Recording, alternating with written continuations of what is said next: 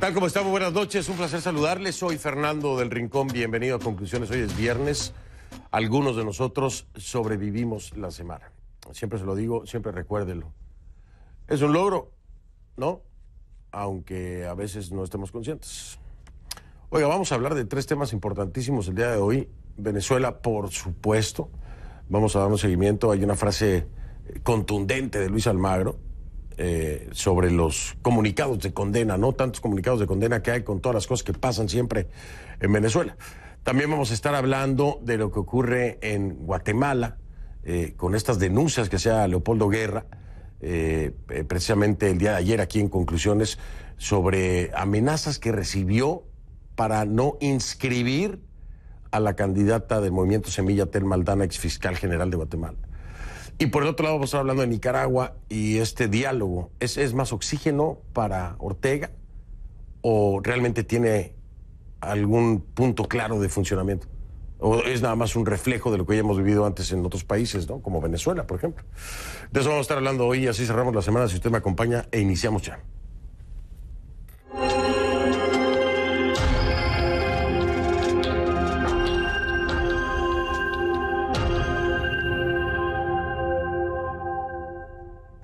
Le pido que a partir de este momento me acompañe utilizando la etiqueta Conclu VZLA de Venezuela, Marrero. Ahí está, Conclu VZLA Marrero. Esa es la etiqueta, porque le vamos a dar seguimiento al caso de Marrero, que es lo que provoca precisamente la reacción del secretario general de la OEA, Luis Almagro. Conclu VZLA Marrero. Ahí está en pantalla, por favor, sus comentarios. Con esta etiqueta me cuenta en Twitter, @soyfdelrincón, @soyfdelrincón. La Asamblea Nacional Constituyente de Venezuela, que es un órgano oficialista, la constituyente, creado por decreto, con poderes auto-otorgados y supranacionales, desconocida por decenas de países, exhortó este martes al fiscal general de Venezuela, nombrado precisamente por esa misma asamblea desconocida por decenas de países, Tarek William Saab, para que aplique la llamada ley contra el odio. ¿Se acuerda usted de esta ley, la ley contra el odio? Fue aprobada en 2017. Contiene 25 artículos que establecen medidas en contra de personas que sean señaladas de promover el odio a través de mensajes que inciten a la violencia o que estimulen la confrontación. Esto sería, para muchos, en la reflexión y en los hechos, en las declaraciones oficialistas, incluyendo a Nicolás Maduro, sería como darse un tiro en el pie, ¿no? Imagínense si se aplicara, ¿no? Realmente, ¿cuántos no les tocaría el tiro en el pie? Pero bueno, la aplicación de esta ley dependerá de cómo la quieran aplicar, al parecer, ¿no? Esta ley ha sido rechazada por la oposición venezolana, por supuesto, también por decenas de organismos internacionales que consideran que se trata de otra herramienta del gobierno venezolano para perseguir a los sectores opositores. Por eso les decía yo, si se aplicara realmente como debe aplicarse, sería un tiro en el pie, casi que seguro. Por meses no se había escuchado nada sobre esta ley. Pero este viernes, de una manera casi express, Saab anunció que su despacho ya había girado órdenes para castigar a supuestos criminales por violar la medida. Vamos con nuestra Key Guerrero al Centro Mundial de Noticias allá en Atlanta, que nos tiene más información. Yo sí me acordaba de esta ley, pero para serte honesto, yo pensaba que esta ley pues no se estaba ni mencionando ni aplicando porque hay claros mensajes de confrontación y de violencia que vienen directamente desde el oficialismo. Entonces, pareciera ilógico traerla a la mesa cuando, si bien pudieran aplicarla en contra de opositores, tal vez en algunos casos, habría mucho donde aplicarla el lado oficialista, digo yo, ¿no? Estrictamente, si de eso se trata, pero bueno. A ver, cuéntanos, a ver si es que estoy yo equivocado en mi reflexión. No, Fernando, esta ley revivió, pero mira, hay algo muy interesante en todo esto, y es que este miércoles el fiscal general de Venezuela, Tarek William Saab, publicó esta fotografía que vamos a ver en pantalla en redes sociales junto al número 2 del chavismo, Diosdado Cabello, y anunciaba que ambos habían discutido lo que consideran una grave escalada de crímenes de odio en Venezuela y que tras recabar varias pruebas iban a aplicar todo el peso de la ley a presuntos culpables. Pero 48 horas más tarde, Saab, quien estaba acompañado por integrantes de esta polémica Asamblea Nacional Constituyente, dijo que ya se habían levantado órdenes de aprehensión en contra de varias personas por haber violado esta ley de odio y, sin mencionar a nadie, dijo que este tipo de violencia escaló desde el pasado mes de enero cuando pretendieron, dijo, usurpar el poder ejecutivo. Escuchemos.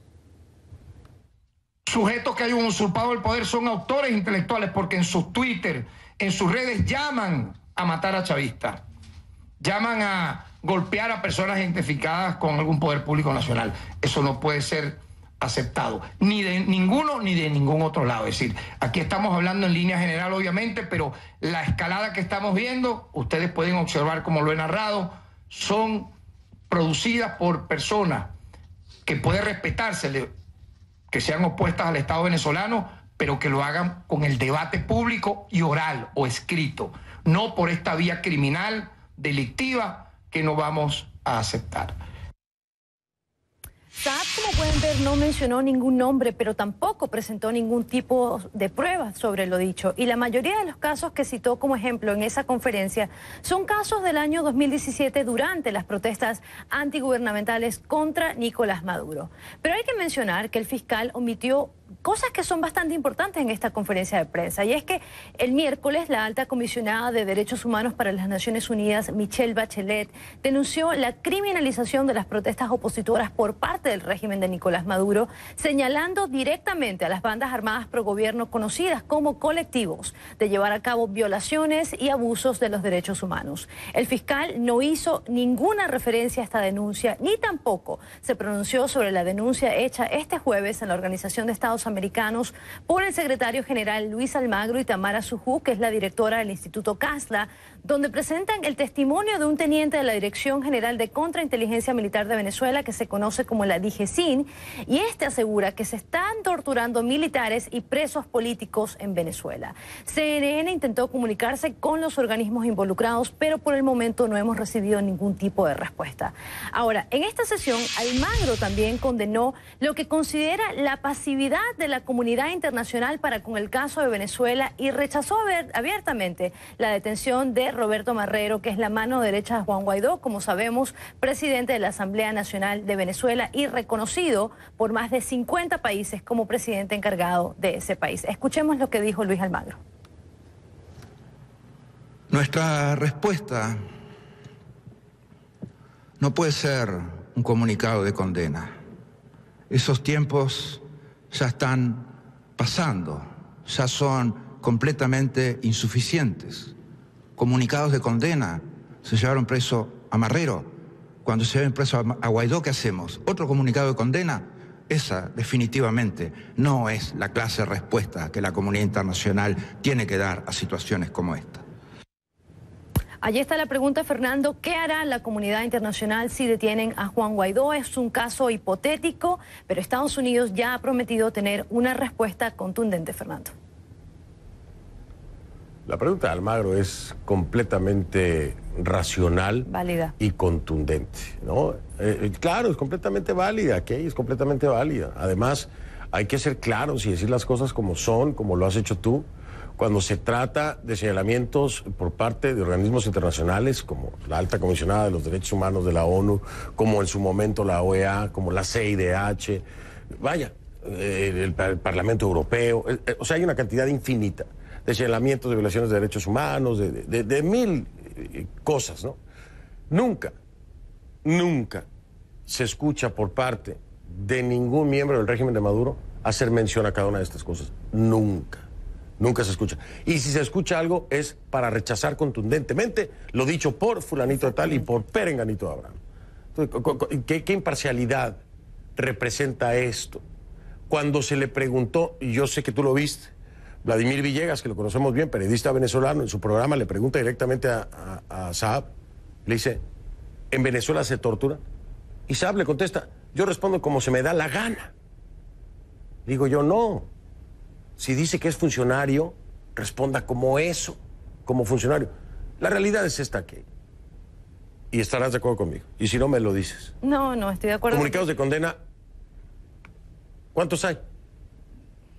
Cientos, decenas. muchísimos comunicados. Pero Cientos, decenas de comunicados de condena. sí, sí, como tú lo dices, Dime. no cambian absolutamente nada, pero es la realidad del gobierno venezolano y nos llega un caso incluso aún más cerca acá en CNN. Fernando, si te acuerdas, la semana pasada Maduro citaba un artículo de CNN que hablaba sobre ese intento de magnicidio en su contra el mes de agosto y me parecía algo muy irracional porque estás citando un medio que está censurado en Venezuela, un medio que ni siquiera las personas que siguen su gobierno pueden leerlo, pueden verlo. Entonces es bastante interesante cómo deciden cuándo mencionar un comunicado, cuándo deciden cuándo mencionar un artículo. Exactamente, acabas de ponerle la cerecita al pastel con ese ejemplo. Ok, que tengas un excelente fin de semana, como siempre. Mil gracias por tu trabajo. Gracias, Fernando. Buenas noches. Buenas noches, Kay Guerrero desde Atlanta. En Twitter le encuentra como @KGuerreroCNN, @KGuerreroCNN. Vamos a analizar el tema con mi invitado esta noche. Vamos. Quiero dar la bienvenida a Héctor Chamiz, profesor de la Universidad de Georgetown y colaborador del diario El País de España. Nos acompaña desde Washington. Estimado Héctor, bienvenido, buenas noches. Hola Fernando, gracias por invitarme, un gusto. Al contrario, un gusto saludarte. Oye, una frase magnífica, genial, contundente, clara. Aquí no hay ambigüedad en la pregunta de Luis Almagro. Cuando se lleven preso a Juan Guaidó, ¿qué hacemos? ¿Otro comunicado de condena? Me parece que está muy claro. ¿Coincides en la línea de Luis Almagro con esto que pone contra la pared a la comunidad internacional, no? Sí, Fernando, es un serio llamado de atención acerca de lo que está ocurriendo. Por otro lado, si uno mira la trayectoria de Almagro en estos últimos años, ha sido siempre así. Ha sido un permanente llamado de atención que la comunidad internacional no siempre escuchó. En Venezuela, decía Almagro, hay alteraciones al orden constitucional y no necesariamente escuchaban. En Venezuela se produjo la ruptura del orden constitucional y decían que Almagro exageraba. Almagro señalaba las violaciones a los derechos humanos o los crímenes de lesa humanidad y decía, bueno, Almagro está fuera de la realidad. Y paso a paso, bueno, Almagro fue un poco ese permanente llamado de atención a la comunidad internacional y terminó teniendo razón en todo. Y lo que dice hoy es muy serio porque el régimen está tomando el examen a la comunidad internacional. Está tratando de ver hasta dónde puede llegar y si la comunidad internacional va a reaccionar o no, es decir, si va a haber alguna consecuencia o va a haber un comunicado ante los actos, los atropellos, las violaciones y los crímenes del régimen. Y peligrosamente se va acercando a la figura de Juan Guaidó. La comunidad internacional ha dicho muchas veces, si lo tocan a Guaidó, esto o lo otro va a ocurrir. Bueno, ahora han llegado muy cerca de Juan Guaidó. Han apresado a su jefe de gabinete, jefe de oficina del despacho del presidente encargado. Entonces, es un llamado de atención muy oportuno, porque están muy cerca de Juan Guaidó. Pero yo te quiero preguntar aquí, porque ayer hablaba con el hermano precisamente de Marrero, también estuvo aquí en la cadena hablando con Camilo, precisamente la esposa, y pude ver una entrevista con la hermana, en fin, yo te pregunto, pero Héctor, es decir, si tocan a Guaidó debe haber algo, pero si tocan a Marrero no, porque bueno, también me parece que en la balanza, ojo, yo no estoy criticando lo que dice Luis Almagro, me parece maravilloso lo que ha dicho Luis, me parece maravilloso lo que ha dicho Luis, muy contundente y muy claro. Pero por otro lado, en la evaluación digo, bueno, pero tiene que ser Guaidó, si tocaron a Marrero, a quien toquen, ¿no, Héctor? ¿O cómo lo planteas? Bueno, sí, y los periodistas y los ciudadanos y los luchadores de derechos humanos y el video que vimos el otro día de torturas en el DGCIM, los oficiales militares que están apresados y torturados, es una constante y por supuesto no es que nadie tenga privilegios cuando se trata de derechos, pero se ha puesto en Guaidó un símbolo político, una raya roja, una línea roja si querés, que no se le permitiría al régimen a cruzar. Y eso lo ha dicho además, lo han dicho todos los presidentes de las Américas, la línea es Guaidó. Bueno, el régimen se acerca y le toma examen a la comunidad internacional con estas cosas que está haciendo, con las detenciones, con los secuestros, con las torturas. Y Marrero es quizás la persona más cercana a Guaidó. Un paso más y será Guaidó. Por eso yo creo que la advertencia de Almagro es muy pertinente, es muy oportuna y además protege a Guaidó esa advertencia. No solamente amenaza veladamente o explícitamente al régimen, no solamente urge a la comunidad a tomar conciencia y a actuar, sino que esas palabras también protegen a Guaidó. Y quiero también subrayar otra declaración de Almagro que es fuerte, pero que yo creo que ya el calificativo tiene cabida, ¿no? Es hasta qué punto puede llegar la cobardía de la comunidad internacional para no tomar acción. Ahora, es cierto, creo que hay cobardía en algún sector de la comunidad internacional, pero hay otro en el que no. Creo que no se puede meter a toda la comunidad internacional en el mismo paquete, ¿no? Por ejemplo, Héctor, hablemos de Estados Unidos. Estados Unidos ha accionado una cantidad, un sinfín de sanciones, ¿no? A personas, a empresas venezolanas que incluso tenían operación como Citgo en Estados Unidos. Es decir, creo que hay cobardía en la comunidad internacional, pero no de toda. ¿Estás de acuerdo? Estoy de acuerdo. Los países latinoamericanos podrían comenzar a sancionar ellos también. Este es un tema viejo.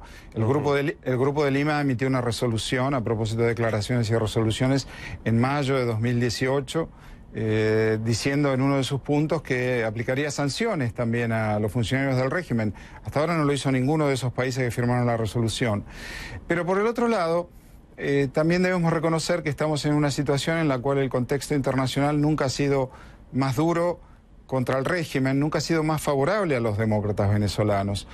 Como señalaste hace un momento, son más de 50 países que han reconocido a Guaidó como presidente interino, como presidente encargado. Y esas son virtualmente todas las democracias del mundo. En las Américas, en Europa, en Asia, tan lejos como Japón y Australia, han reconocido a Guaidó. Hoy mismo tuvimos un hecho sin precedentes. China se equivocó al no reconocer al enviado de Juan Guaidó, al gobernador del Banco Interamericano enviado por Juan Guaidó, a Ricardo Haussmann. Y la consecuencia fue que se suspendió la reunión, lo cual es un hecho inédito también. Entonces, al mismo tiempo hay respuestas contundentes de parte de la comunidad internacional que son novedosas, que 2 meses atrás no teníamos. Y esa es una realidad que también tenemos que tener en cuenta. Eso es cierto, qué bueno que lo traes a la mesa, sobre todo este acontecimiento que ya mencionabas con el tema de China. Ahora, para cerrar nuestra charla de esta noche, Héctor, responsabilidad para proteger o responsabilidad de proteger. Es un tema que ha venido trayendo a la mesa desde hace mucho tiempo Diego Arria en este espacio y en otros foros, ¿no? Pero también parece que Almagro va en la misma línea. ¿Estás de acuerdo con esto? Y estoy de acuerdo, porque no solo porque es una doctrina universal, es una doctrina emanada de Naciones Unidas, que dice que el ejercicio de la soberanía supone la protección del pueblo. Y cuando eso no ocurre, como el caso de Venezuela, esa obligación recae en la comunidad internacional toda, que debe intervenir. Y por el otro lado, aquí hay una... más que una metáfora, hay un recuerdo, que es el recuerdo de los Balcanes, de Kosovo, de Bosnia. Citaste a Diego Arria, que en su momento fue quien estuvo involucrado desde el Consejo de Seguridad de Naciones Unidas en ambos casos. Y la moraleja de eso es que la comunidad internacional intervino tarde. Cuando intervino, el genocidio ya había ocurrido, la limpieza étnica había ocurrido. Y aquí en Venezuela tenemos una situación tal que tenemos que conversar acerca de la posibilidad de que esto sea un genocidio también. En cámara lenta, han dicho algunos. No por balas, no por cámaras de gas, sino por la denegación de alimentos, la denegación de medicina. Los emigrados venezolanos, los 3,5 millones que han dejado Venezuela y se han exiliado en otros países, una vasta mayoría de ellos lo hacen motivados por la necesidad de hacerse una diálisis o de tener acceso a insulina, porque no existe eso en Venezuela. Entonces, al mismo tiempo el régimen impide la entrada de ayuda humanitaria. Entonces el régimen está haciendo explícito que se trata de una política de Estado. El asesinato, el crimen, la exterminación de los venezolanos. En cámara lenta, de a poco, tendríamos que ver cómo hacemos las cuentas, en ese caso, acerca de cuántos venezolanos han muerto, directa o indirectamente, en manos del régimen. Claro, y ahí es donde se enfoca precisamente este tema de la responsabilidad de proteger. Por cierto, de este tema, Héctor Chamiz escribió... Es el último artículo que escribiste para El País, ¿no? Ahí estás tocando este tema precisamente. Dos semanas atrás, sí, 2 semanas atrás. 2 semanas atrás. 2 semanas atrás, es cierto. 2 semanas atrás. Se lo recomiendo, búsquelo, lo encuentra en Google. Héctor Chamiz escribió acerca de esto para que vea más el contexto y el trasfondo, ¿no? Siempre muy acertado, Héctor Chamiz, con esto, por eso es que lo tenemos aquí. Héctor, te mando un abrazo y mil gracias por estar en viernes en la noche aquí con nosotros allá en Washington. Igual, un abrazo, Fernando. Hasta pronto. Un abrazo. Gracias, Héctor Chamiz, profesor de la Universidad de Georgetown y colaborador del diario El País de España. Lea los artículos, son muy buenos artículos de análisis y no tanto de opinión, le diría yo, pero de análisis, tiene muy buenos contenidos. Voy a hacer una pausa, regreso, vamos a hablar ahora de Guatemala.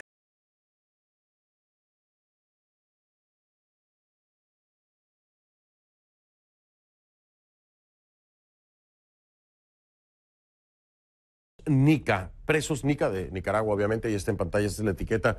Sus comentarios en Twitter, @soyfdelrincón, esa es mi cuenta, @soyfdelrincón, con Club Presos Nica. Este fin de semana se esperan manifestaciones de nueva cuenta en Nicaragua. La Unidad Nacional Azul y Blanco, que agrupa a decenas de organizaciones civiles del país, convocó a plantones para el sábado y el domingo. Exigen, entre otras reivindicaciones, libertad de expresión, de prensa y manifestación y liberación de los presos políticos. Mientras tanto, el diálogo avanza, o no sé si avance, pero el diálogo está ahí, entre el gobierno y la oposición. A dicho proceso se incorpora a un miembro de la Organización de los Estados Americanos en calidad de testigo y acompañante. La mesa de negociación acordó además el contenido de un acuerdo para el seguimiento del proceso de liberación de los presos políticos, pero hasta que ese momento llegue, las partes acordaron que los detenidos sean reubicados en régimen común, o sea, vaya, los van a pasar de aislamiento a estar con la población general carcelaria. Mientras tanto, gobierno y oposición compararán sus listas para cotejar las cifras, ¿no?, que son tan diferentes, además. El Comité para Liberación de Presos Políticos, fíjese usted, contabiliza 802 presos y detenidos en este momento, hasta ahora, ¿no? 802. En esos términos se refiere la mesa de negociación a lo que para muchos son simplemente presos políticos. Pero si la oposición de un lado prepara marchas y del otro Daniel Ortega compara a la oposición con Caín, ¿qué podemos esperar de las negociaciones? Voy a hablar con mi invitado acerca de eso.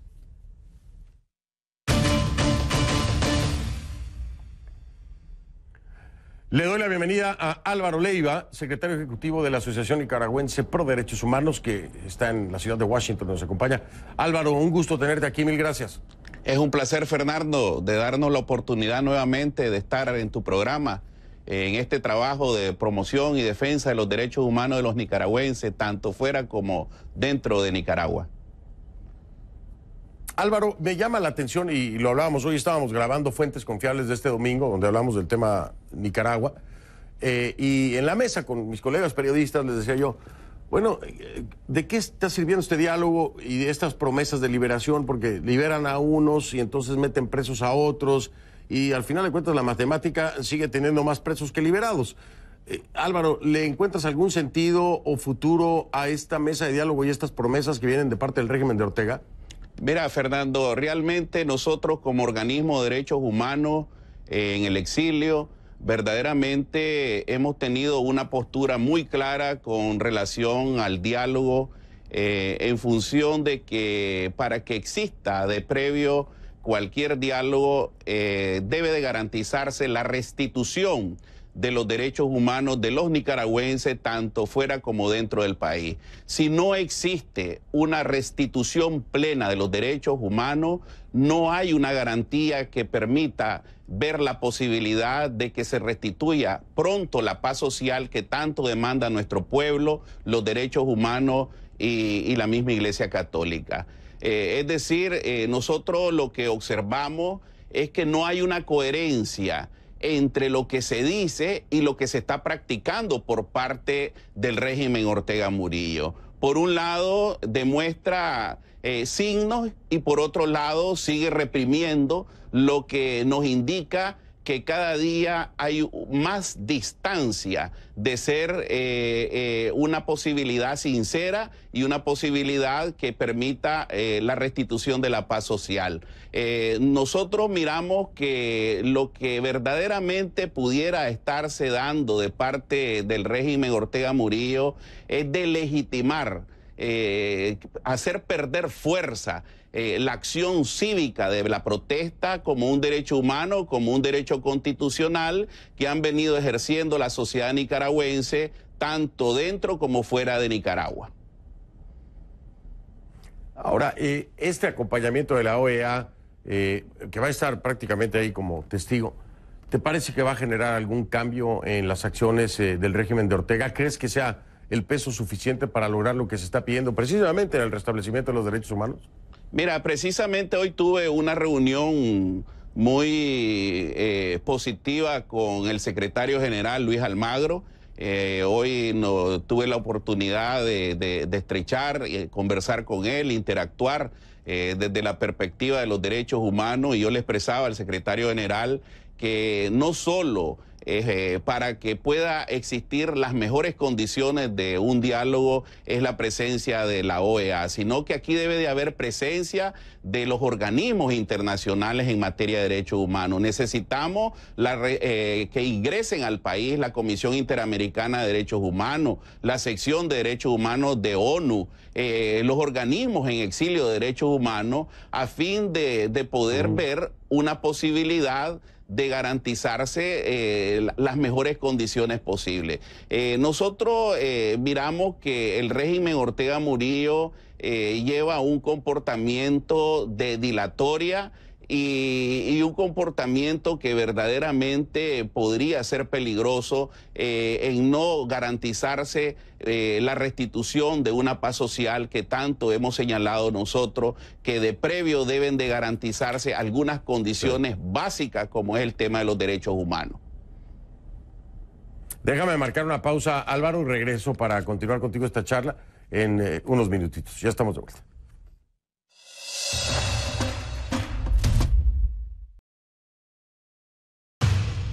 Estoy de vuelta con Álvaro Leiva, secretario ejecutivo de la Asociación Nicaragüense Pro Derechos Humanos. Álvaro, no sé si, bueno, sí, estoy seguro que escuchaste el calificativo de caínes que hacía Ortega el día de hoy. Sumado a eso, el impedimento de manifestación, ¿no? Que es un derecho constitucional el poder manifestarse pacíficamente. Te pregunto, si en tus manos estuviera, ¿te sentarías en la mesa mañana a hablar? En ningún momento, Fernando. No hay condiciones para sentarse a dialogar y a ejercer una posibilidad de estar estableciendo este ejercicio. Si no hay condiciones de que se restituyan prontamente los derechos humanos de todos los nicaragüenses. Si no hay restitución de derechos humanos, no puede haber diálogo. Ahora, preguntártelo, sé que es una pregunta fuerte, pero es la gran duda, ¿no? Para algunos no lo es. ¿Te parece desigual el trato que se le ha dado desde la Organización de Estados Americanos o desde la comunidad internacional al caso Nicaragua por la sombra de Venezuela? ¿Crees que ha sido desigual el trato que se le ha dado? Bueno, hay que recordarse que son dos contextos totalmente diferentes, pero con similitudes en cuanto a que existe una dictadura. Sin embargo, la comunidad internacional consideramos que está haciendo su trabajo y en ese sentido estamos trabajando nosotros también, los organismos de que promovemos y defendemos los derechos humanos de los nicaragüenses en el exterior. Nosotros estamos atentos para que siempre el tema de Nicaragua, de su crisis de violación de derechos humanos, se encuentre siempre en la agenda, en los puntos de agenda internacional del sistema interamericano y del sistema universal de Naciones Unidas. Pues sí, ha habido ya declaraciones, pero de pronto el seguimiento al tema nicaragüense se ve un poco opacado por los acontecimientos que ocurren en Venezuela. Sin embargo, aquí no le quitamos el dedo del renglón. Por supuesto, Álvaro Leiva tampoco le quita el dedo del renglón. Es su patria y además es un defensor de los derechos humanos, a quien le agradezco siempre tener la disposición de estar aquí con nosotros. Álvaro, mil gracias por estar aquí, sobre todo en un viernes en la noche, y estamos en comunicación porque seguiremos al pendiente de Nicaragua. Igualmente a ti, Fernando. Gracias. Muchísimas gracias. Era Álvaro Leiva, secretario ejecutivo de la Asociación Nicaragüense Pro Derechos Humanos. Y yo voy a marcar una pausa, si me lo permite, y regreso con usted en un momento.